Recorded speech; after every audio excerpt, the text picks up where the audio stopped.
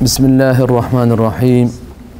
Elhamdülillah ve salatu ve selamu ala Resulillah. Amma ba'd. Assalamu alaikum ve rahmatullahi ve barakatuh.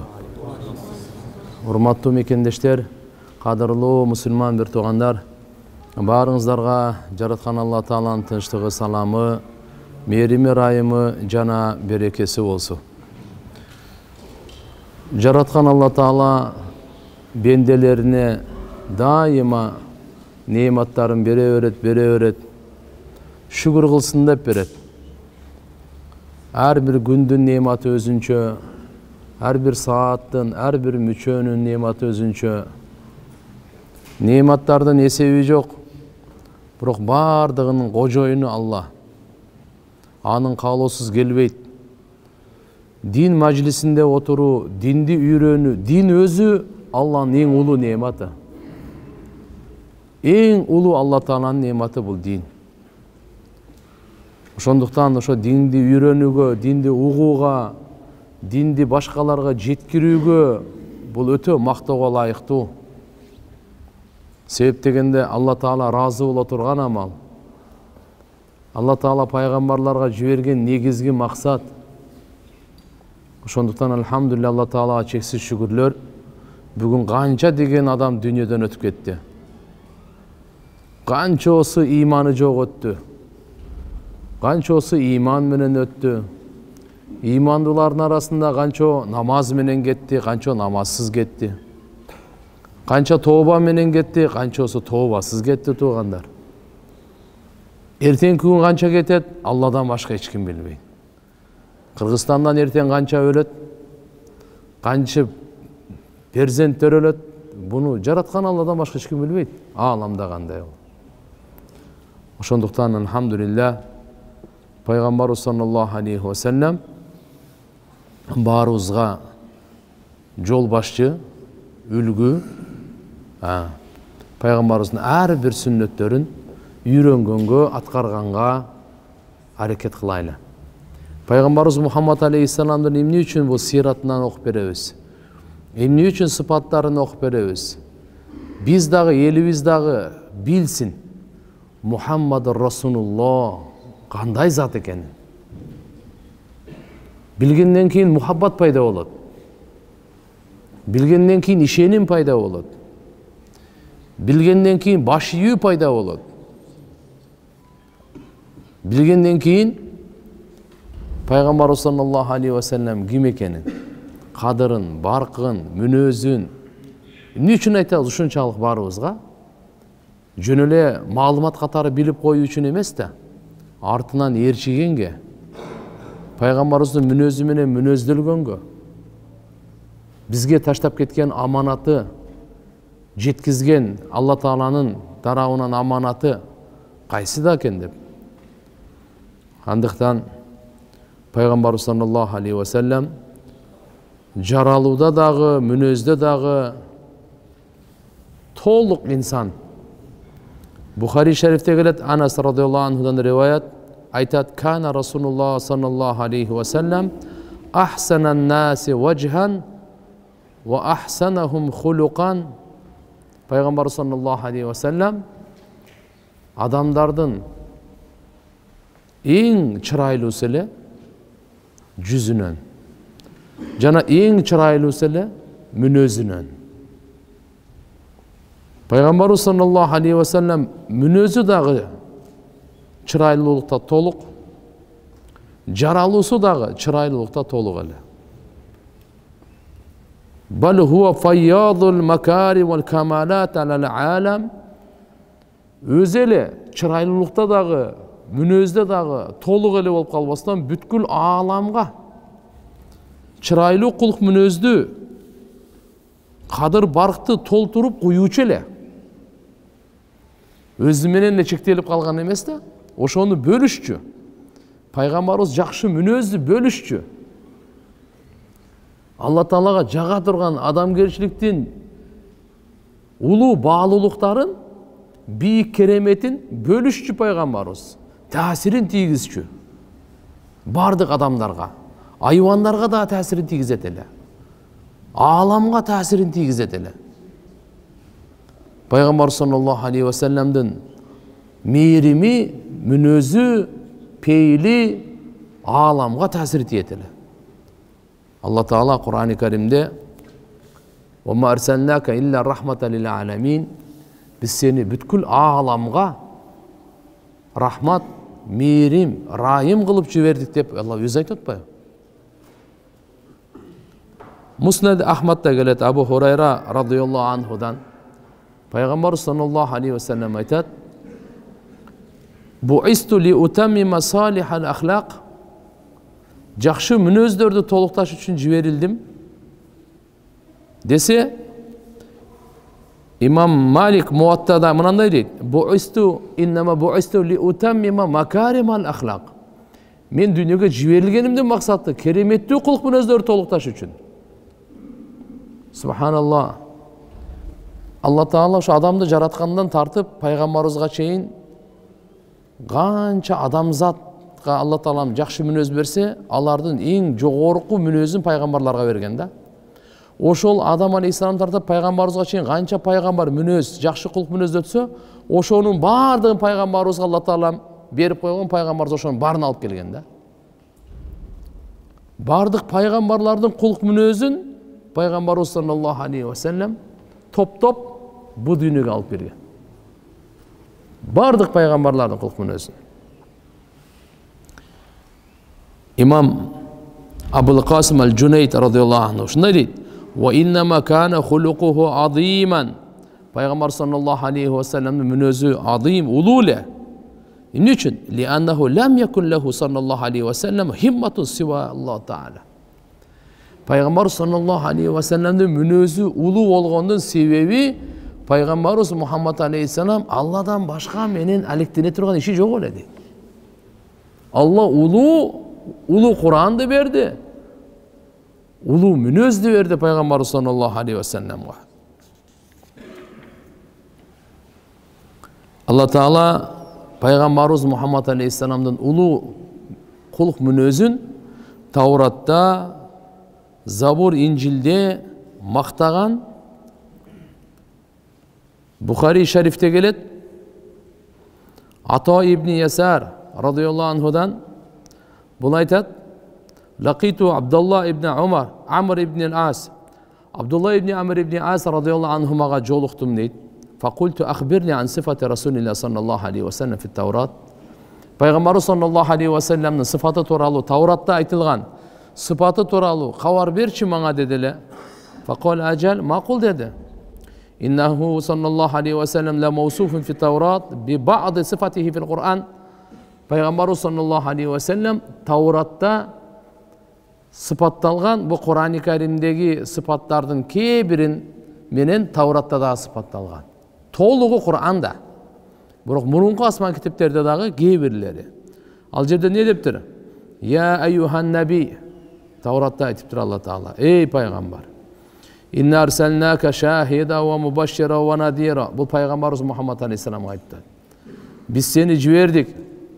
Güve kılıp, kuşkavar berүүчү kılıp, korkutuuçu kılıp, ve hirzan lil ummiyin, jana ummi, жазганды окуганды билбеген ошол араб элине сактоочу кылып, аларга камкордук кылып, анта абди ва расули, сен менин кулумсуң жана элчимсиң, саммайтукал мутаваккил, мен сени мутаваккил, Аллага таваккил кылуучу деп атадым.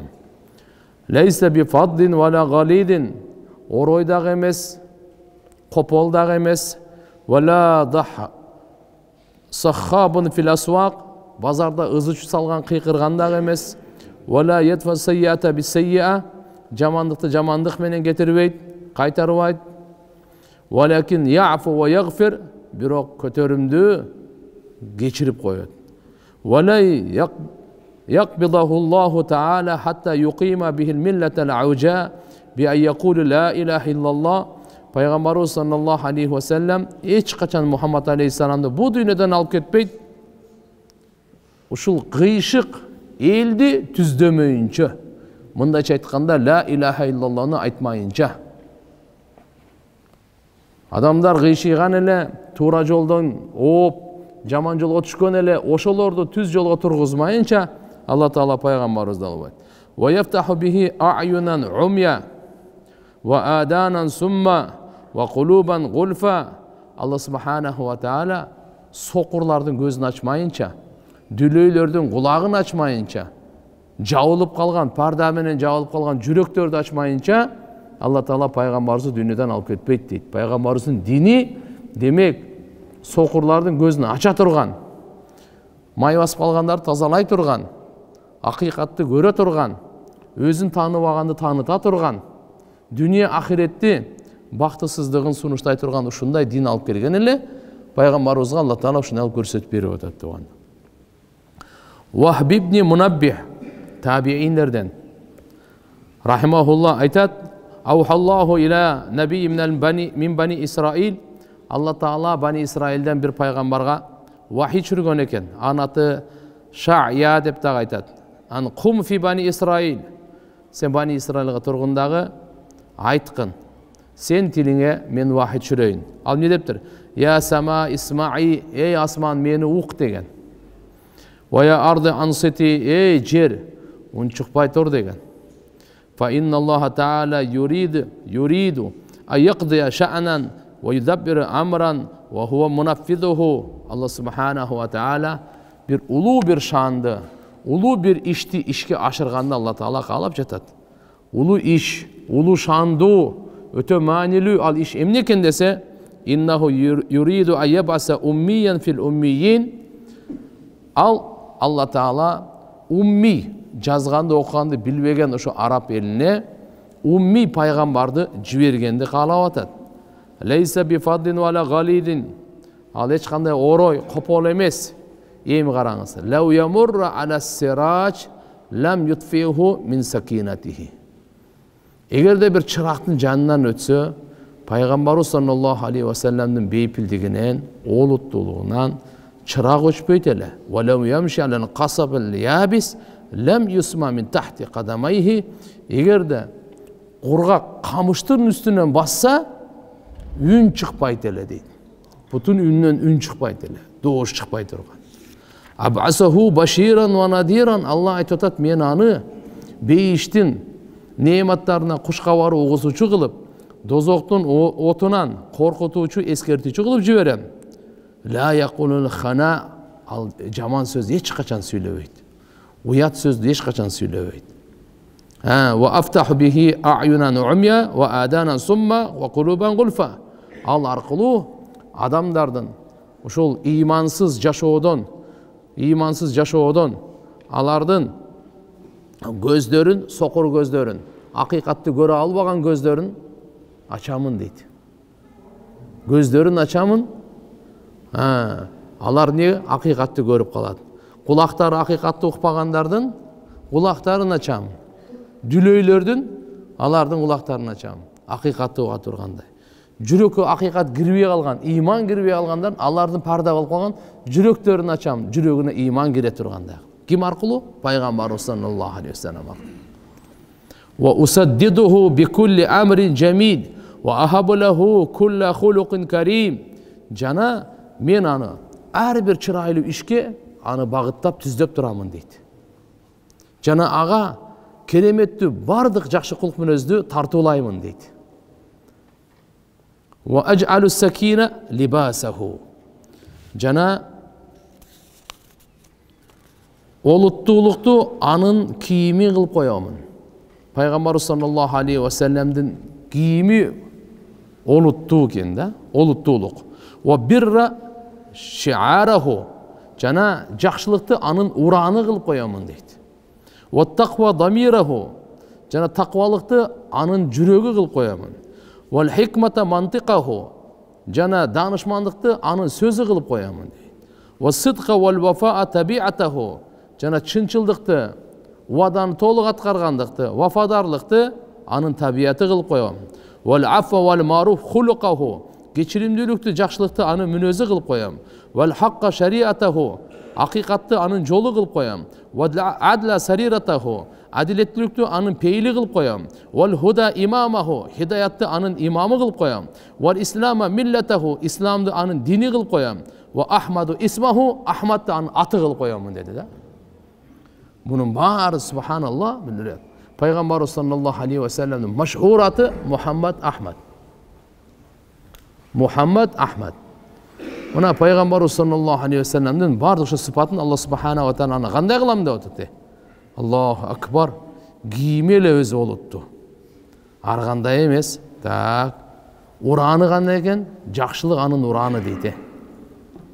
Жақшылық анын ураны.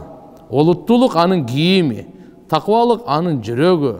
Hikmat anın sözü, çınçıldık anın tabiatı, geçirimlilik anın münözü, hakikatlılık anın yolu, adaletlilik anın peyli, hidayat anın imamı, İslam anın dini, Ahmet anın atı deydi. Demek hurmatlı ay Müslüman bir toğanlar, mınanday ulu keremet bağlılıklarda alıp gelgen, Peygamber sallallahu aleyhi ve sellem'ga Allah Teala şunu berip durup ana bizge ayıp ötedi da, وَمَا آتَاكُمُ الرَّسُولُ فَخُذُوهُ وَمَا نَهَاكُمْ عَنْهُ فَانْتَهُ.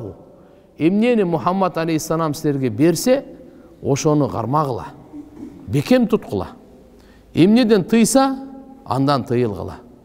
Antkeni Allah Teala Peygamberimiz şunday özgöçö kılıp. Dağım ne deydi? وَعَرِّفُ بِهُ بَعْدَ النَّكْرَ.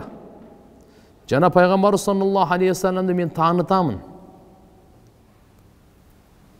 Ağa çeyin Peygamberimizді ешкім танымайды еле.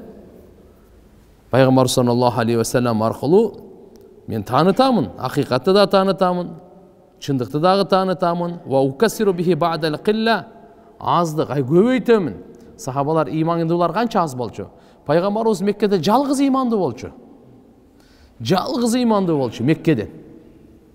Кейін Алла субханаху ва тааля 23 жыл мейнет беріп дағы 124 миң азы көп Арафада сахабалар пайғамбарымызбен чоқ отырды. Жалғыз кишиден. Ва уғни бихи ба'дал айла. Кембағалдықтан кейін аны бай қыламын, ал арқылы бай қыламын. Ва ажмау бихи ба'дал фурқа. Бөлінгенді пайғамбарымыз арқылы топтаймын дейді. Ошо сахабалар уруларға бөлініп соғышат еле, тоқтабайт еле соғыштары. Байлар кембағалдарды жейт еле, жұтат еле. Ақтар қараны жейт еле, жұтат еле. Араб ажамды, ажап арапты. Ушунун бардығын пайғамбар саллаллаху алейхи ва саллям бөлініп жарылғандарды бардығын тоқтатты да. Бардық соғышты тоқтатты. Бардық қан төгіні тоқтатты. Бардық келішпестікті тоқтатты. Бардық чыр-чатақты тоқтатты. Бардық текеберлікті. Бардық көралбастықты. Арам ойды. Бұзықылықтың бардығын тоқтатты да. Ва уаллифу бихи байна умами мутафарриқамына. Бөлініп жарылғандардың бардығын Алла Таала жүрегін бір қылды. Жүрегін бір қылды бардығын жүректерін. Пайғамбарымыздың ұлы дуасынан Аллахумма аллиф байна қулубина ва аслих дата байнина. Я Алла жүректерімізді бір қылған. Жүректерімізді оңдағын дейін. Allah Teala Kur'an'da aytat: "Wa'tasimu bihablillahi jami'a ve la tafarraqu."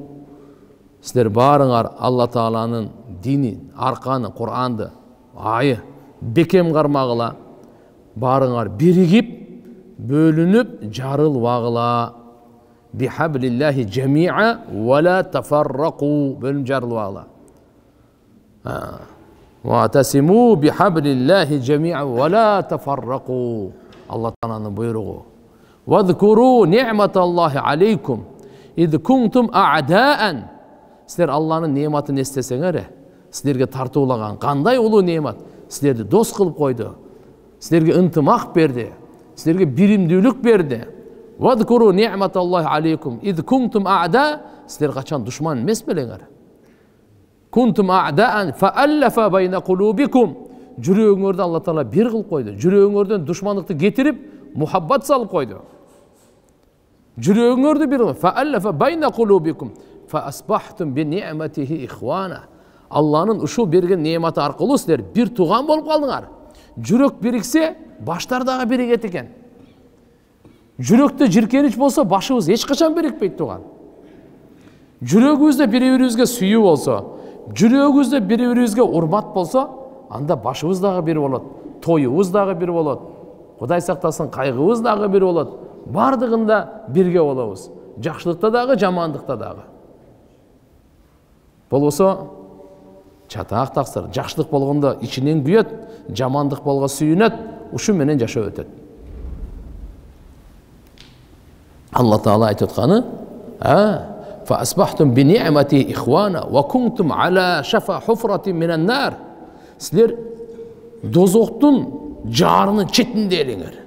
Шафа хуфратин минан нар. Ушу чуңкурдун четинде болчуңар, жарын четинде. Шафа хуфратин минан нар. Фа анқадакум минха. Ошол жерден Алла Таала силерди куткарып калды.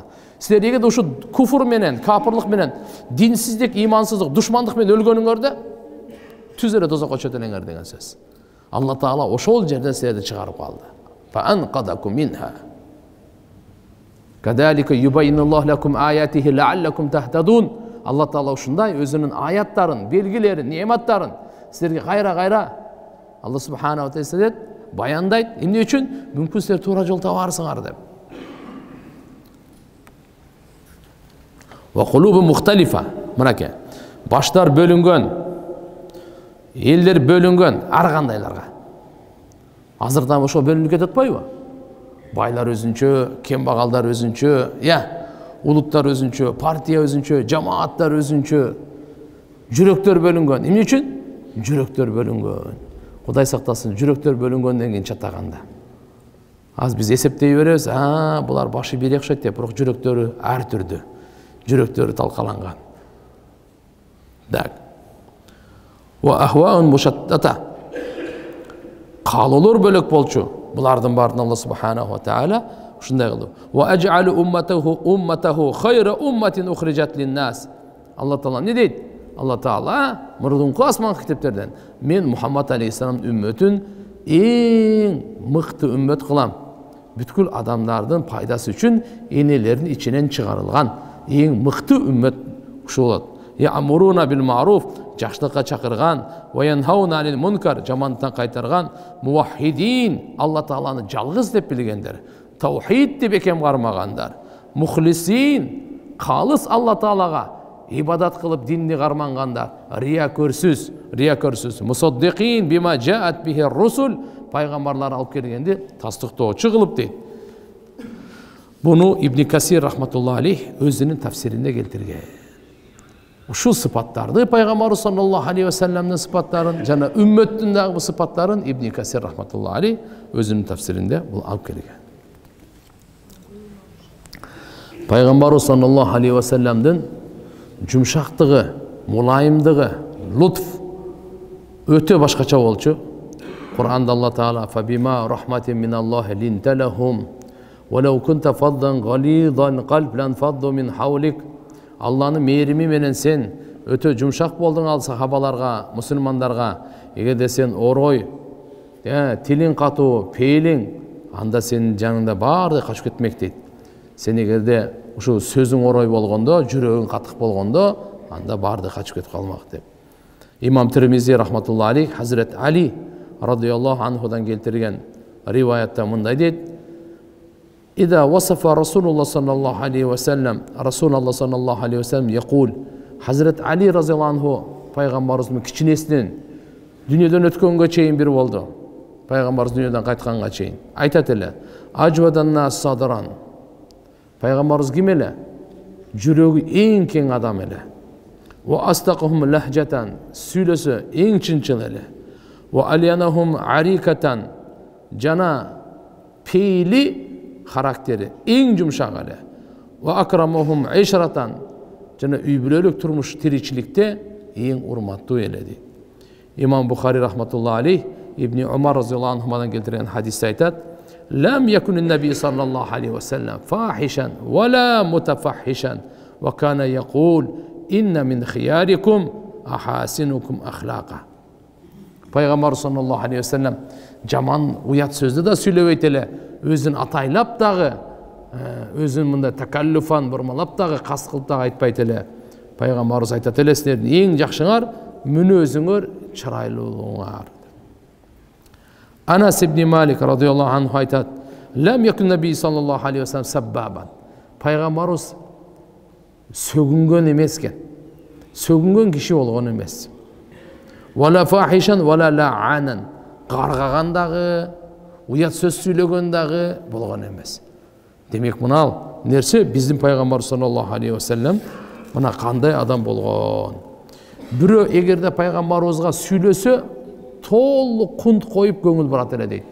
Пайгамбар саллаллаху алейхи сыпатынан бирөө эгерде чакырса мойну мындай эле бурап койбойт эле.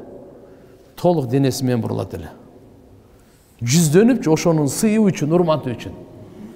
Биз чакырса мындай эле кылып коебуз го. Кээ бирлер мындай да карабай эле коет го. Кийин кел деп коет го мүмкүн. Карабай эле. Бул эмне? Текеберлик. Пайгамбарыбыз саллаллаху алейхи ва саллям караңыз. Эмне үчүн айтып атабыз туган? Биз ошондой жаман адатты таштайлы. Жаман адептерди таштайлы. Жакшы адеп, жакшы адаттарды алып келейли. Пайгамбар саллаллаху ушунча улуу зат болуп туруп, кичпейилдиктин туу чокусунда үлгү болуп турат. Пайгамбарыбыз менен ким учурашса, өзүнүн колун тартып албайт эле, ал тартып алмайынча. Биз эми ушуга канча амал кылып атабыз, өзүбүз ойлонойлучу. Бир күндө канча менен учурашабыз. Пайгамбарыбыз колун тартып албайт эле.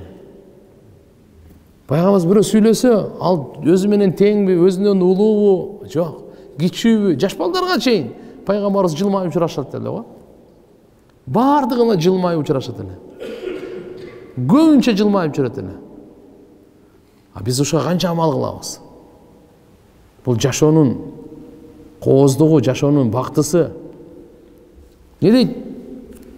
Ма саалаху саилун кат илля асқа илейх. Суроочу эмнени гана сурабасын, ага жүздөнүп угат эле. Эмнени айтып атат деп.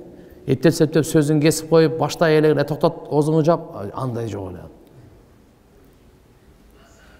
Ошон үчүн бая жүрөктөгү адамдын кадыр баркы. Любой адамды көрсөкчү, ушуну Аллах жаратты деп айтайлычы.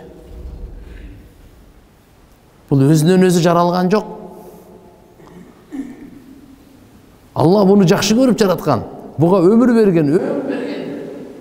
Жүрөгүбүздө ушул адамдын кадыры келсин. Ал мейли ким баган болсун, оорчан болсун, кандай гана болуп кетпесин. Бирок ушуну Аллах жаратты го.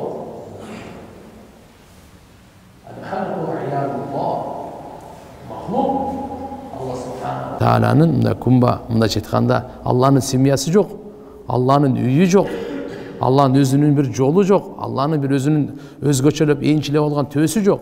Бирок Кур'анда нақатулла, байтулла, фисабилилла, Алланын жолу, Алланын үйү деп анын таазим үчүн, азамат үчүн айтат да.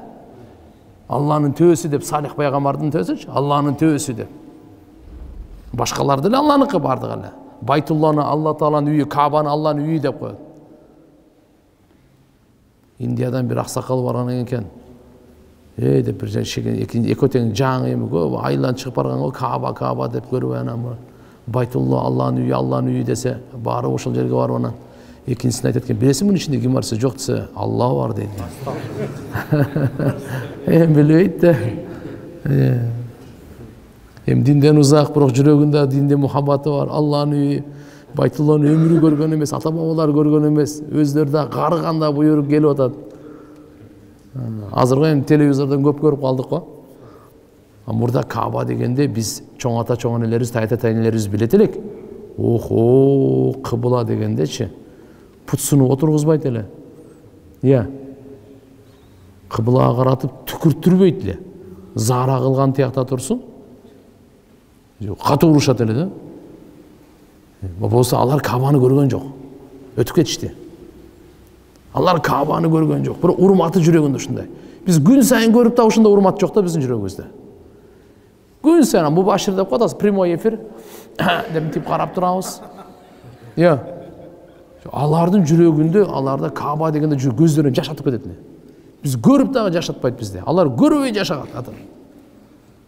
Ушунча узактан туруп алар Кабага жакын эле. Биз Кабанын түбүнө барып алып ошо узакпыз да. Так что биздин ата бабаларыбыз жөнөкөй адамдар болгон эмес таксырлар. Алхамдулилля. Ошолордун көз жашынан эгемендүүлүк берилди. Ошолордун көз жашынан мынандай мечиттердин азандарын окуп сабактарда отурабыз. Биз кыйын эмеспиз, кыйындар өтүп кеткен. Мейли. Так. وما تناول أحد يده قط إلا ناوله إياه فلا ينزع صلى الله عليه وسلم يده حتى يكون الرجل هو الذي ينزعها منه. Пайгамбар саллаллаху алейхи вассаламга ким кол сунса, пайгамбарыбыз колун тартып албайт эле. Ошо киши өзү тартып алмайынча пайгамбарыбыз колун тартып албайт эле. Пайгамбар саллаллаху алейхи вассаламдын үй бүлө бала чакалары менен, жакын туугандары менен, үммөт менен болгон жылмайып, көңүлүн көтөрүп учурашуу жолугулары. Муслим шарифте келет Саад ибн Аби Ваккас радıyallahu anhudan أنه قال استأذن عمر رضي الله عنه على رسول الله صلى الله عليه وسلم وعنده نساء من قريش. Bir жолу Умар разıyallahu anh пайгамбарыбыздын үйүнө келип калды. Үйүнө келип, үйүнүн ичине киргенге уруксат сурады. Пайгамбарыбыздын алдында жубайлар отурган эле. Курайштан. Юкаллимнаху ва ястаксирнаху. Сүйлөшүп аткан эле, көп нерсени талап кылып атышкан эле пайгамбарыбыз. Өтө эле жумшак эле да. Алар ошо ятлубна касира мин каламихи ва жавабихи би хаваижихинна.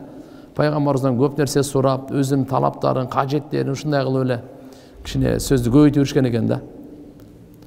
Ахалиятан асватухунда үндөрү бийик көтөрүлүп кетти. Эми жубайлар көп эле да. Аргандай. Пайгамбар саллаллаху алейхи вассаламга Умар разıyallahu келип калып атат.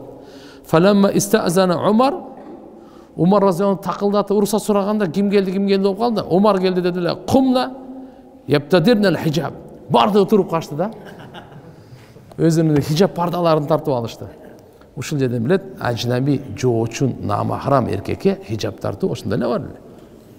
Пайгамбар саллаллаху алейхи вассаламга бардык хижаб тартып бетин жаап алышты. Фаадина лаху Расулуллах саллаллаху алейхи вассалам. Пайгамбарыбыз уруксат берди Умарга кир дегенгечи. Фадахала кирди. Ва Расулуллах саллаллаху алейхи вассалам ядхак, пайгамбарыбыз күлүп атат эле да. Күлүп атат эле. Себеп аялдарды көрүп, алар көп сүйлөп атып, үндөрү көтөрүлүп кеткен, ар нерсени сурап аткан, бир малдар такылдатканда Хазрат Умар экени билип калды да бардыгычы. Ошону бардык, ошо окуяны көрүп пайгамбарыбыз күлүп атат эле. Факала Умар разıyallahu anh айтты. Адхакаллаху сеннак я Расулаллах. Алла Таала сизди көбүрөөк кубантырсын да. Курсант кылсын. Эмне күлүп атасыз? Эмне себеп болду? Алла Таала сиздин курсанчылыгыңызды адам Аллаху фархак. Мындача айтканда курсанчылыгыңызды дайым кылсын. Бул жерде эми Алла Таала сизди тишиңизди күлдүрсүн деген сөз менен айтылбайт, эми которбосунда ошондой болуп калат. Кыскасы айтканда дайыма сиздин жылмайганыңызды көрөйүн деген сөз. Дайыма Алла Таала ушундай жүзүңүздөн күлкү кетпесин деген сөздөрүбүз бар го. Ушундай бир жакшы сөздү айтты. Нурлуу жүзүңүздөн эч качан күлкү кетпесин. Не болду мындай жылмайып атасыз, күлүп атасыз дегенде пайгамбарыбыз айтты. Ажибту мин хаула иллати кунна инди. Мына алардын мен алдымда отурган аялдардын кылган иштеринен күлкүм келип атат да деди. Falamma sami'na sautak ibtadarna al-hijab.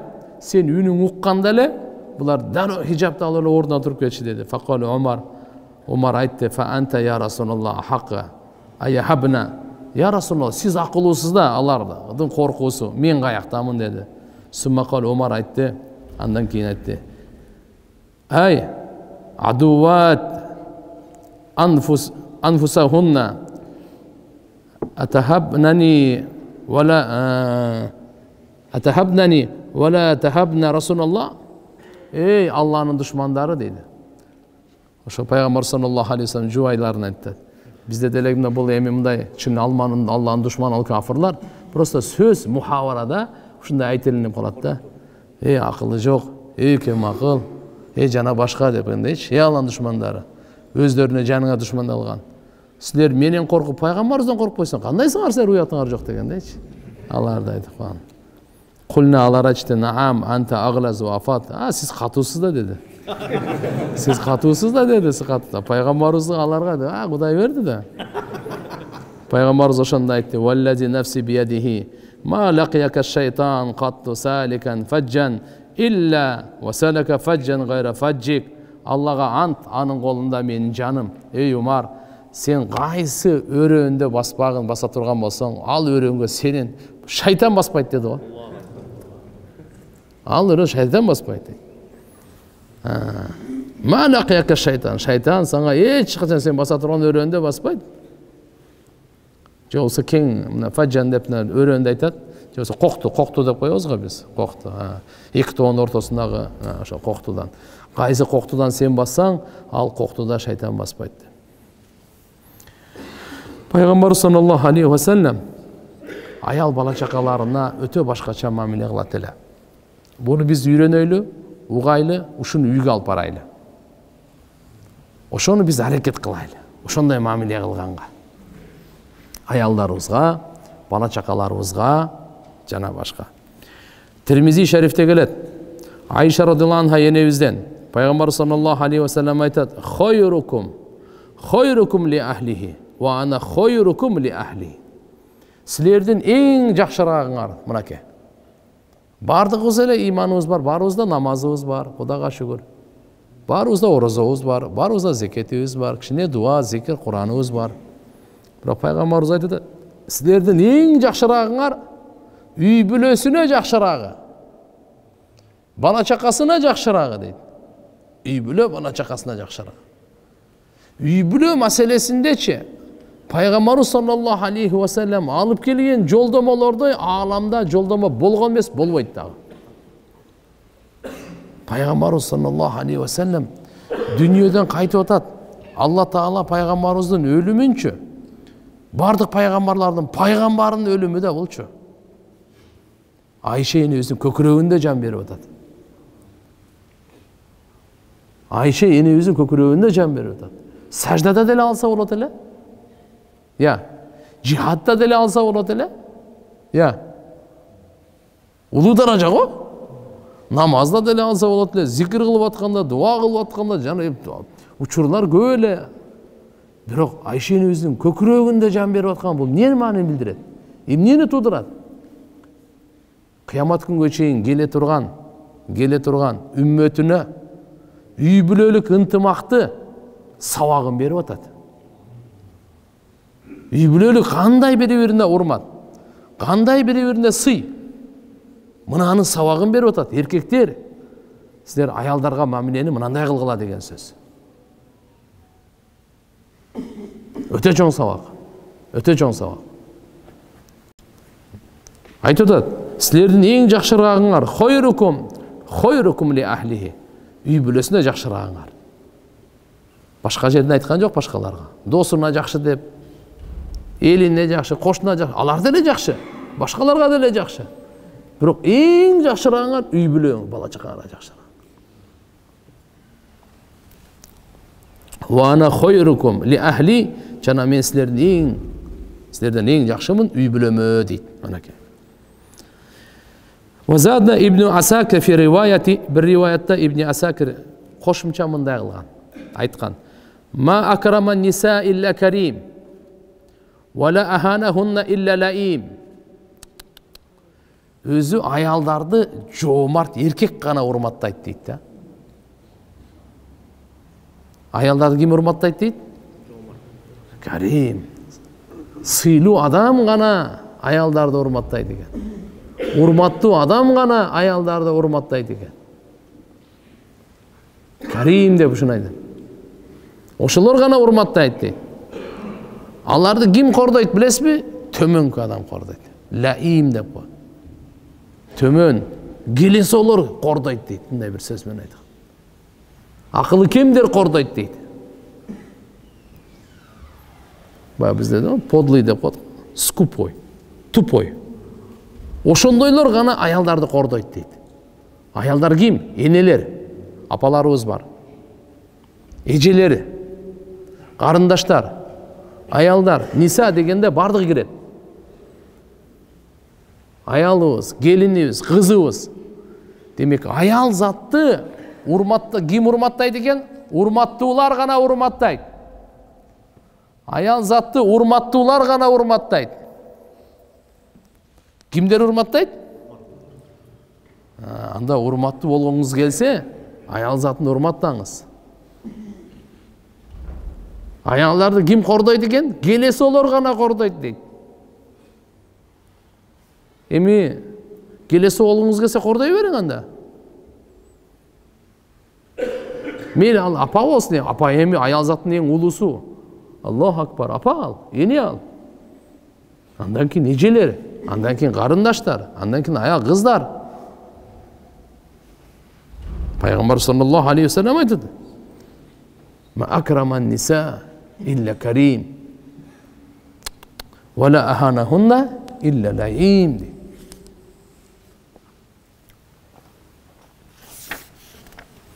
Айша радиаллаху анха энебизден риваят бар, Тирмизи шарифте келет: "Инна мин акмали муъминина иманан ахсанахум хулуқан ва алтафахум би ахлихи."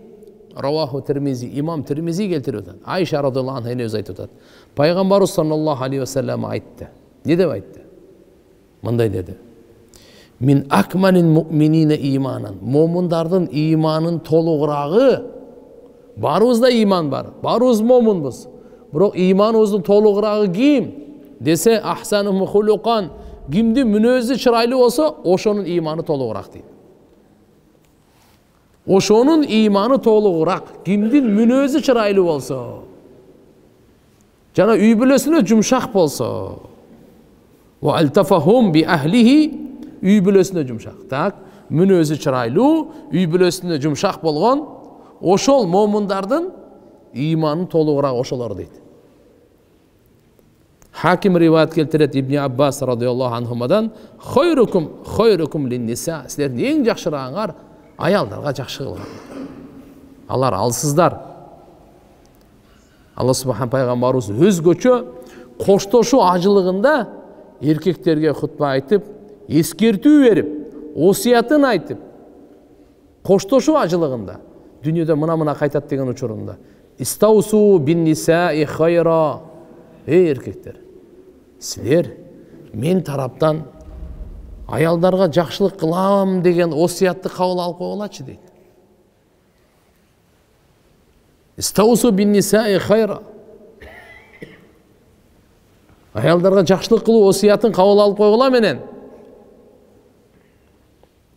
Ибн Саад Айша энебизден сурады: "Кайфа кана Расулуллах саллаллаху алейхи ва саллям ида хала фи байти?" Пайгамбар саллаллаху алейхи ва саллям үйгө келгенде, өзүнчө болуп калганда, үйдө өзүнчө болуп калганда, кандай эле деп сурады да. Эми мечитте көрүп атабыз, көчөдө көрүп атабыз, базарда көрүп атабыз. Үйдөгү жашоону сурап коелу. Үйдүн ичинде кандай алып жүрөт экен өзү? Мечитте, көчөдө, талада, жолдо, башка. Бирок үйдүн ичинде өзүңүздү сиз кандай алып жүрөсүз? Үйдүн ичинде сиз өзүңүздү кандай алып жүрөсүз? Аялыңыз бар, бала чакаңыз бар, кандай алып жүрөсүз? Так. Факалат, айтты мындай деп Айша энебиз: "Кана Пайгамбар саллаллаху алейхи ва саллям алянан нас, адамдардын эң жумшак эле дейт. Так. Бассаман, дахакан, жылмайып, көп жылмайчу, көп күлтүрчү. Лам юрақатту маддан риджлайхи байна асхаби." Пайгамбарыбыз эки бутун сахабаларына сунган такыр көргөн эмеспиз дейт. Жөс үй бүлө бала чакта сунганында эки бутун узундан сунуп аласың жок. Я. Оны. Чаңкалап. Жо пайгамбарыбыз урматтап, адебин караңыз, путун сунган эмес экен. Адамды урматтап, адамдын урматын караңызчы, кандай урматтаган. Ол каяктагы адам пайгамбарыбыз, кандай пайгамбар? Ошондой болуп туруп дагы. Демек, ар бир инсан ушунча кадырлайт да. Бир жолу пайгамбар саллаллаху алейхи ва саллям сахабалар менен турса, бир жаназа өтүп барат деле, пайгамбарыбыз ордунан тура калды. Өлүктү сыйлап, сөөктү сыйлап, отура бербей, ордунан тура калды. Турганда бул сыйдын белгиси да. Сахабалар айтты: "Я Расулулла, бул мусулман эмес, бул өлүктү. Бул сөөк мусулман эместики, жөөттүкү. Алардын оюнда ушундай эле, жөөттүкүнө турбай эле койбойсузбу" дегендейчи. Пайгамбарыбыз аларга жооп берди: "Адам эмеспи" деди. Ne dedi? Adam emes mi dedi. Meyli musulman emes, bирок adam emes mi? Musulman emes, ölük, tirүү emes. Эми сиз кандай деп ойлойсуз? Тирүүнү кандай сыйлайт эле пайгамбарыбыз? Мусулман эмес ушунча сый көрсөтүп атса, мусулманды канча сыйлайт эле? Мейли буларды тартып коюңуз. Эми мусулмандардан өзүнүн үй бүлөсү болсо канча сыйлайт эле? Сиз таразаласаңыз, мен айта берейин, сиз таразалай бериң.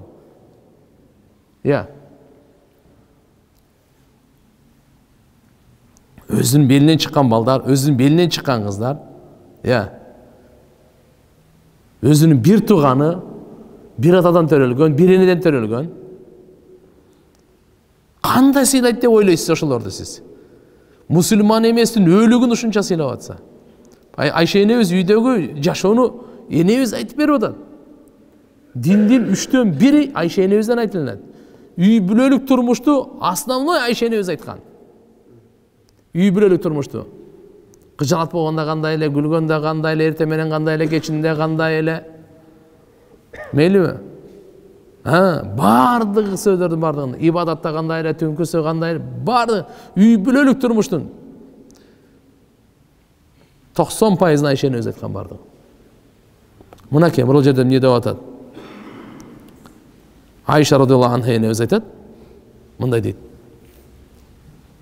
Bir жолу عن عائشة رضي الله عنها قالت خرجت مع رسول الله صلى الله عليه وسلم في بعض أسفاري وأنا جارية. Сапарға чыгып калдык дейт пайгамбарыбыз менен. Мен жаш кыз элем дейт. Так, лам ахмил al-lahm wa lam abdun. Мен толо эле келем дейт мындай. Эт көтөрө эле келем деген сөз. Семиз эмес элем дейт. Faqala lin-nas пайгамбарыбыз адамдарга айтты. Сапарда адамдар дагы бар да, башка адамдар дагы бар. Taqaddamu dediler. Faqaddamu. Sizler aldığa getiriyorlar dedi. Bastan. Aldığa cılığa dediler. Onlar bardak aldığa cılık etti. Summa qala li Ayşe radhiyallahu anha ta'ala hatta usabiqa. Ayşe'nin özü aytdı. Ayşe gel dedi, jarışabız dedi. Erkekler de getiriyor dedi. Davay sizler basa örle dedi. Bizim söz menen aytıp bereyim. Davay sizler aldığa basa örle dedi. O aldığa getip kaldı mı? Bu yaktan. Ayşe'nin özü menen kaldı da. Ayşe aytdı. Ayşe ta'ala dedi. Bir gel dedi. Jarışasın mı dedi. Usabiqa jarışasın mı dedi. Ayşe ne özet etdi, meni dedi. Fasabaqtuhu. Ekoz jarıştık ele, ozup kettim deydi. Hem jaş kız da aytıp bayı. Et al elekmin deydi. Semiz emes elem deydi. Ekoz jarıştık ele deyip Ayşe'nin öz aldık otup kettim deydi. Allahu akbar. Fasakata anni bir topta vaqt öttü deydi. Hatta hamaltul lahm. Baduntu, samento, semiri tolup kaldım deydi, biraz et aldım deydi. Oşonday wagt bolup kaldı deydi da. Fakharajtu ma'ahu fi ba'z asfari. Peygamberimiz menен да bir saparga чыгып калдык эле. Дагы ошондой мүмкүн убакыт болуп калыптыр да. Адамдарга айтыптыр э, такаддаму алдыга кете берлер дейт. Ана алар кечти такаддам. Summa qala ta'ala usabiq. Gel dedi, жарышабыз dedi deyt. Дагы Айшене өзү айтат, "Боптур" дедим дейт. Экөөбүз жарышты дейт. Fasabaqani, Peygamberimiz ötüp ketdi deyt. Birinci al öttü ele, hem Peygamberimiz ozup ketdi deyt. Elesede, Peygamberimiz ne kılıp atat? Jarışıp atat. Kim menen? Ayal menen. Da. Faca'ala yadhak ve yaqul. Peygamberimiz sallallahu aleyhi ve sellem güle başladı deyt. Ayşe, bu jagı ne oldu? Yaqul aytat, "Hadihi bitilka." Bul bayağın orduna oldu ha dedi deyt. Abu Davud'da geldi, Ahmad'da geldi. Bu yerde ayıptır. Arada bizalike en la tahzan. Ötüp gitti de. Ayşe bu jagım ne oldu dediler. İnsan da var. Sen kapa olvo degen sözdün manisinde. Oşonda dağı. Bul bayağın orduna oldu dep koydu dediler. Adam bayağı karasınız. Hem kişine kalıp kalganda. Emi ayalı menen güyösü. Ayşe neviz menen Peygamberimizin ortasında iki baylanış var ele. Bir baylanış ümmet menen Peygamberin ortasındağı baylanış, bir baylanış ayal menen güyösünün ortasında baylanış. Düşünsene o? Gede ümmet Ayşe enemiz ümmet. Peygamber sallallahu aleyhi ve sellem peygamberi. Al meselede кейбір учурларда бұл mesele bölök болот. Макулбу? Кейбір айтқан сөздөр тияк болгон. Кейбір meselede Ayşe ayal катары, жубай катары. Bir söz айткан болсо, тигиндей болгон болсо, пайгамбарыбыз ушундай айтады. Жок, эрди катын ортосунда болгон маселелерден айтылат. А мына жерден эми айтып атпайбы? Бул болсо баягын ордуна деп койду. Бунун мааниси пайгамбарыбыз ошондо дагы Айша энебиздин калып калды менен деп көңүлү кичине кыжалат болуп түшүп кетпесин деп, ошон үчүн бул баягын ордуна деп эстетип койду дейт. Түшүнөсүңөрбү? Кара, ушунчалык адамдын көңүлү көпөлөк да. Көңүлүн көтөргөндө ушуга чейин дагы. Саллаллаху алейхи ва саллям. Мынандай сүннөттөр калып кетти. Кандай дейсиздер? Бир жарыш көрбөйлүбү сиздерден эле? Араңыздарда жарышкандар барбы, жокпу? Бирок буга иншалла сүннөттүн соогун аласыз. Сынын. Bir uçur olup göründe жарыш көргүлө ана. Так. Пайгамбар саллаллаху алейхи ва саллям үй бүлөсүнө үйдөгү зарыл иштерде жардам берет эле. Мына. Королдор. Жардам берет эле. Биз ушу башкарганды эле жакшы көрөбүз да. Буйруганды жакшы көрөбүз да. Жардам бергенде ушу мына ва кана саллаллаху алейхи ва саллям юавину ахла. Bukhari şerifte gelir. Karağınız. Asvat radıyallahu anh'dan. Sa'altu Ayşe radıyallahu anh'a ma kana Resulullah sallallahu aleyhi ve sellem yasna fi ahli? Ma kana Nebi sallallahu aleyhi ve sellem yasna fi ahli? Asvat radıyallahu anh'a aytatan Ayşe nevizden sorapçı. Peygamberimiz uyda ne iş kıldı özü? Ne iş kıldı ne de? Fakalet Ayşe neviz aytdı. Kana fi mihneti ahlihi. Üy bülösünün zarıl işlerini bardağın özü kıldı dedi. Oşa işlerinde bolça, iş tirikçiliklerinde aleyhinde ola dedi. Rivayetlerde gelir Peygamber sallallahu aleyhi ve sellem kamur jurugan aytılınat, giyim tikkeni aytılınat, masasın tikkeni aytılınat, üy şıpırgan aytılınat doğanlar, bazardan soda satı kılıp үйгө alıp kelgen aytılınat, echki sağgan aytılınat, kamur jurugan aytılınat. Üydögü işlerdi Peygamber sallallahu aleyhi ve sellem jardam beret ele. Kuşlardı bardın kılat ele. Fayda hadarati sala qama ila sala namazın vakti olup kelgende boldu. Üy tirikçiliğini taştayt ele dagı namazga kedet ele. Bol. Bul jerde ümmetke çoң eskertүү var. Эгерде улуу даражага жете турган болсок, үй бүлөгө жардам бермейинче жете албайт окшойбуз. Анткени пайгамбарыбыз улуу даражанын ээси, улуу дарага жете турган жолдордун бардыгын көрсөткөн. Пайгамбарыбыз эмне гана кыймылды кылбасын, Аллахтын ыраазычылыгы менен кылчу эле, уруксаты менен кылчу эле. Эмнени гана сүйлөсө, эмнени гана кылса туугандар, бул вахий. Бисмилlah. ولا يكون من جبابر الرجال ظالم андай эмес эле. Zulümdü kılıp, başkarıp, tiyak kılıp, videoları kolga hoşkılat ele. Hassatan ma'an ahli ve riyal, üybüle bala çakası menen özgöçö. Ayaldarga jakşılık kılуу boyunca Peygamberimiz her uçurlarda aytçu. Cumalarda özgöçö, jıyınlarda özgöçö, jakşılık jamanlıkta özgöçö. Şunun için inşallah gelinizler tuğanlar biz dağı Peygamber sallallahu aleyhi ve sellem'din arkasından erişip namazı kotabız bu. Emi buna işlerdi daha kılaylı. Emi üyünde Anas razıyallahu anh'ın enesi alıp gelip kızmatka taştap kettiyle. Anas razıyallahu anh'ı bir rivayatta 9 yıl, bir rivayatta 10 yıl kızmat kılgan. Anas adı. Peygamber sallallahu aleyhi ve sellem tünü günü kızmat kılat ele Anas. Anas. Sahih Bukhari'de, Sahih Müslim'de gelet. Safarda dağı, hazarda dağı, üyde dağı. Aşara sinin deyip İmam Ahmad'ın rivayetinde gelip otat. Alemi İmam Müslim'de tis'a sinin 9 yılı olup otat. Fama qala li ufqat Peygamberimiz uşul 10 yılın içinde bir de uf dep aytpady deyt mağa. Bir de uqqan jokmun uf dep aytgany mağa. Wala qala li şey sana'tuhu lima sana'tuhu. Peygamber sallallahu aleyhi ve sellem mağa deyt bir işti kılıp koysam ne üçün uşunday kıldın dep aytpayt ele. Wala şey taraktuhu lima tarakta. Taştap koysan ne üçün taştadın deyt ele. Kılış kerek ele kılbay koydu. Ne üçün kılgan joksun degen jok. Kılbaş kerek ele kılıp koydu. Ne üçün kıldın degeniz jok soru. Эмне үчүн деген суроону берген эмес экен. Эмне үчүн деген суроону берген эмес экен. Эми анын кызыгын караңыз. Фама саббани саллаллаху алейхи ва саллям катты, пайгамбарыбыз эч качан мени тилдеген жок деп атат. Мени урган жок дейт. Мени жириккен жок дейт. Менин жүзүн тырыштырган жок дейт.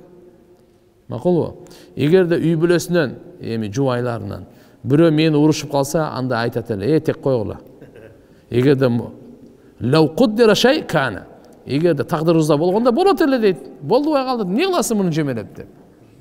Кичинекей бала эле да. Мылдыйда болуп калат да. Ошондон кээде эми аял кишилер да урушуп коет. Мындай кылбайсың, тигиндей кылбайсың деп пайгамбарыбыз жок. Дауху. Таштагыла, тек койгула. Эмнече? Лау куддира лау кана. Лау куддира лау кана. Эгерде бир нерсе болгондо сөз болмок, аны тек койгула деп коет дейт. Анас разияллаху анху, пайгамбар саллаллаху алейхи ва саллям мүнөзүн караңыз. Абу Дауд шарифте келет, Анас разияллаху риваят, пайгамбар саллаллаху алейхи ва саллям мындай айтат, мындай дейт. Ма раайту раджулан илтaqama uzna nabi sallallahu aleyhi ve sellem, yani yukallimuhu sirran fayunahhi ra'sahu anhu hatta yakunu ar-rajulu huwa alladhi yunahhi ra'sahu. Пайгамбарыбызды ушул кызмат кылып 10 жыл түнү күнү сапарда ар жерде кээде кишилер келип пайгамбарыбыз менен мындай башкалар укпай эле, сиз эле угуңуз деп сырдашканды каалайт эле. Ошондо кулагына жакын кылып сүйлөйт эле да. Пайгамбар саллаллаху алейхи ва саллям сүйлөгөндө кулагын тосот эле, ал өзүнүн башын алмайынча бул башын албайт эле дейт. Бая учурашканда айттык го, колун өзү алмайынча пайгамбарыбыз албайт эле деп. А бул жерде ал өзүнүн башын тартканда, анан пайгамбарыбыз башын тартат эле. То есть мындай айтканда толук көңүл буруп, жүздөнүп, угат эле, маани берет эле. Абу Катадан риваят Сахи Муслимде келет, бир жолу сапарда газаттан кайтып, түндүн акыркы бөлүгүндө ошо чарчап уктап калып, баамдат намаз каза болуп калган эле. Сахабалар сарылап турса чаңкаган, суу жок, сууга ушундай умтулган. Пайгамбар саллаллаху алейхи ва саллям айтты, кичине өзүңөрдү кармагыла, жакшы мамиле кылгыла деди. Кудай калса баардыгыңар чаң коңгор канат деди. Ошондой эле болду. Пайгамбар саллаллаху алейхи ва саллям неме кылды? Суу куюп бере берди, баардыгына жетти. Алла пайгамбарыбыздын мужизасы эле. Абу Катада айтат, "Вана асқихим", мен аларга ошо суу берип аттым эле. Хатта ма бакия гайри ва гайри расулуллах саллаллаху алейхи ва саллям. Бардык сахабаларга суу жетти. Пайгамбарыбыз айткандай эле. Мен калдым, жана пайгамбарыбыз калды дейт. Факала ли, пайгамбарыбыз мага айтты, "Ишраб", эми сен ич деди. Факулту ла ашраб хатта ташраба я расулаллах. Мен кантип ичейин? Сиз ичмейинче ичпеймин мен деди. Факал инна сaqiyal qawm akhiruhum shurban. Коомго, элге суу берип аткан адам ал эң акырында ичет деди. Фашарипту ва шариба расулуллах саллаллаху алейхи ва саллям. Мен ичтим, ана пайгамбарыбыз ичти. Демек бул жерден дагы бир адеп, конокко чакырганда биринчи биз өзүбүз отуруп алып тамак жебешибиз керек экен да. Өзүбүздүн курсагыбыз тойгоду. Жок, бул жерде пайгамбар саллаллаху алейхи ва саллямдын хадисинен маалым болуп атат. Коомго кызмат кылган кишилер акырында тамак жейт экен. Инна сaqiyal qawm, коомго суу берүүчүлөр, кымыз тартуучулар, өздөрү эң акырында ичсин. Sayyidul qawm khadimuhum дейт. Кызматчылар туугандар, ал кулдар эмес, алар мырзалар.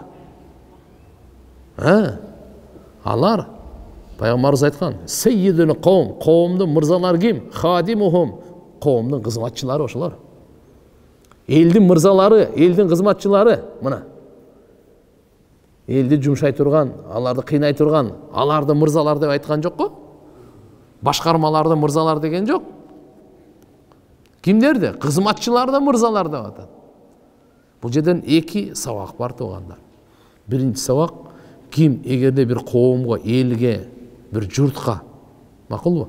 Мырза болгон каласа, алардын кызматчысы болсун. Алардын кызматчысы болсун. Эл менен бир болсун. Пайгамбар саллаллаху алейхи ва саллям айтат эле: "Алейкум бил жамаа вал масжид ва аматин нас". Силер жамаатты, элди, мечитти бекем кармагыла. Жамаатты, элди, мечитти бекем кармагыла. Эл недоступный болуп калбасын да. Алар менен аралашып, кадимкидей Mına Peygamber sallallahu aleyhi ve sellem ulu nasihatlarından. Meyli.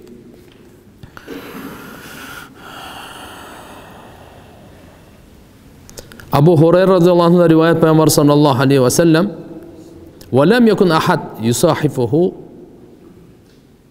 يُصَافِحُهُ إِلَّا أَقْبَلَ عَلَيْهِ بِوَجْهِ. Kim Peygamberimize salamdaşsa, Peygamberimizdagi to'liq yüzlenip to'liq salam berediler. Andan keyin qo'lini olib aytdilar, o'zi qo'lini olmayınca dedi. Amr ibn As radıyallahu anhu aytadi.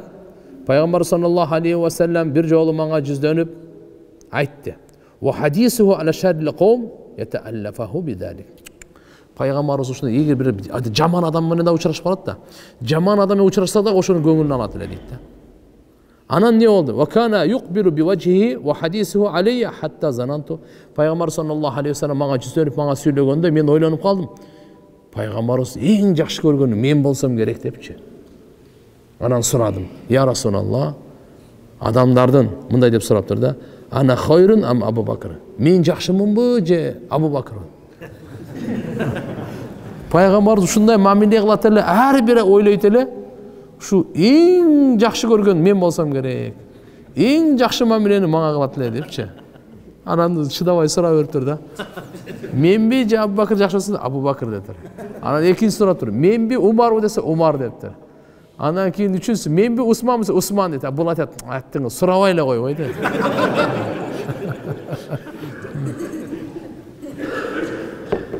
Baştan эле сурабай эле койбой дейт. فلما سألت رسول الله صلى الله عليه وسلم صد عني. Сураган сайын пайгамбарыбыз тигин айта бергенден لوددت أني لم أكن سألته. Кап, ушу сурабай эле койбой деп калдым да. وكان صلى الله عليه وسلم إذا بعث بعثا bir эгерде bir газатка, жихадка, сапарга ушундай жамаатты жөнөтө турган болсо айтат эле. Ta'allafun nas, адамдардын көңүлүн алгыла дейт эле. Дейт эле? Адамдардын намызына кол салбагыла дейт эле. Вала ту'ayyiru. Аллада адамдардын намызына кол салбагыла. Адамдардын көңүлүн алгыла, намызына кол салбагыла.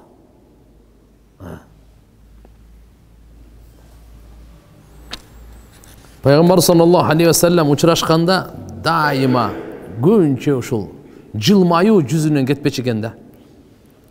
Salman-ı Farisi razıyallahu anh aytat. Bir kişi gelip salam berip kaldı. Assalamu aleyka dep. Peygamberimiz aytты. Wa aleykum assalam ve rahmatullah. Peygamberimiz daima jakşıragı menen жооп берет эле. Salamda dagı. Assalamu aleykum ve rahmatullah dese, wa aleykum assalam ve rahmatullahi ve barakatuh deydiler. Кейде мындай деп коет эле. Ассаламу алейкум ва рахматуллахи ва баракату десе, ва алейкум ассалам деп токтоп коет эле. Эми анын жоonu ва алейкум ассалам ва рахматуллахи ва баракату ва магфиратуху ва жаннатуху ва рахмату кете берсе болбой албайбы? Жаанда жоonu ушуга чейин. Ассаламу алейкум ва рахматуллахи ва баракат. Hazret Ali разияллаху анху айтат. Аммар разияллаху анху пайгамбарыбызга кирүүгө уруксат сурап калды дейт. Истазана Аммар ала наби саллаллаху алейхи ва саллям Fa'arafa savtahu. Peygamberimiz ününün ile tanıp kaldı Ammar'dın. Ruhsat soravatkanından. Marhaba bit tayyib al mutayyib. Hoş gelipsin. Peygamberimiz hoş gelipsin beni kütüp alat ele. Jakşı söz meni kütüp alat ele. Daima hoş gelipsinger, hoş gelipsinger. Ahlan ve sahlan degen söz var go. Araplar şunday dep koyat. Ahlan ve sahlan. Ahlan degeni özüň eline geldin. Joçun emessin. Sahlan gelgen jerin jumşak boldu. Oor emes degeniçe. Özüňүн баягы чувствуй себя как дома дегендей. Bir konok gelip kalsa aytıp kalасыз. Özüňüz мындай кенен алыңыз. Кысылбаңыз. Бул сиздин үйүңүз. Өзүңүздүн үйүңүздө сезип бемарал деп. Пайгамбар саллаллаху алейхи ва саллям көңүлүн көтөрө турган сөздөрдү айтат эле. Кош келипсиңер. Үйүңөргө келдиңер деген сөздөр менен. Геберде Abdülkays'ın delegasyası gelgende Vafd Abdülkays Peygamber sallallahu aleyhi ve sellem marhaban bil vafd gayra khazaya ve la nadama deydi. Gıcalatsız, puşaymansızlık menen hoş gelipsizler. Göңүлүн көтөрөт эле, göңүл алат эле. Адамдын көңүлү чоң нерсе экен да. Адамдын көңүлү чоң нерсе экен. Bir musulmandын жүрөгүнө курсанчылык киргизүү бул жин инсандардын ибадатынан жогору дейт. Hadis келет, мен есімде. Bir musulman ekінші musulmanға зиярат қылса, же оору атса, қабарын алса, асмандан бір жарчы жар салат екен. Тибта, ватаба мамшака, ватабауата минал джаннати манзилан. Сен өте жақсы иш қылдың, басып барғаның бізге жақты. Сен бейіштен bir қан сарай саңа таяр қылынды дейді. Табауата минал джаннати манзилан. Мына. Ушул жерде Мулла Али Қари рахматуллахи алейх Мирқатта ушул хадисте айтқан: "Фа инна идхал сурур алал қалбил муъмин афзал мин ибадати сақалайн." Момундун жүрөгүнө курсанчылык киргизүү жин менен канча инсан болсо ошолордун баардык канча сан миллиардтар бар да, ошонун ибадатынан абзел экен да. Bir musulmandын жүрөгүнө курсанчылык киргизүү. Демек, урматтуу туугандар, Пайгамбар саллаллаху алейхи ва саллям айткан: "Табассумук фи вajhi ахик садака." Мусулман адамдын, мусулман бир туугандын алдында жылмайып койгонуң садаканы сообу. Ла тахкиранна минал маруфи шай'a. Жакшы иштердин бирөөсүн дагы аны акарат кылып, кемсинтип таштап койбогун. Ошону жасай бергин. Мүмкүн сенин кечирилүүң ошодо жашырылгандыр.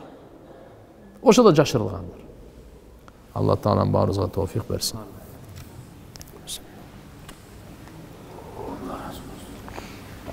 Ибн Баттал рахматуллахи айтканда, бул жылмайып маанайы жарык учурашуу мусулмандар менен бул пайгамбарчылык кулк мүнөздөн деген. Не деген? Мин ахлақин нубува. Пайгамбарчылык, нубуваттын кулк мүнөзүнөн деген. Ошон үчүн иншалла биз машалла мусулмандарга бул да текке кетпейт экен да, жылмай учурашып койсоң, машалла. Садаканы сообун алып атсаң, туурабы? Пайгамбар саллаллаху алейхи ва саллям өтө сахаба көп хадистерде келет. Канча сахабалар айткан: "Качан көрсөм, машалла, жүзүнөн ошо жылмайып кетпейт эле" дейт.